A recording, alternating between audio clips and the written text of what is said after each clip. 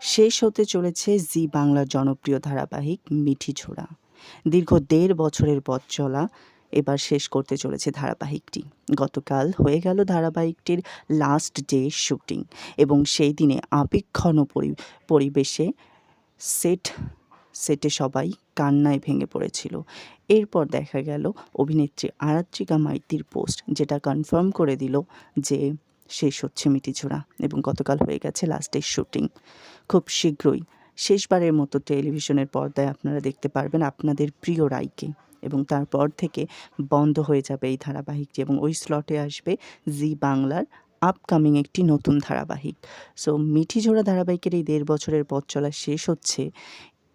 মিঠিঝোড়া ধারাবাহিককে আপনারা কতটা মিস করবেন এটা জানিয়ে দেবেন কমেন্ট বক্সের মাধ্যমে।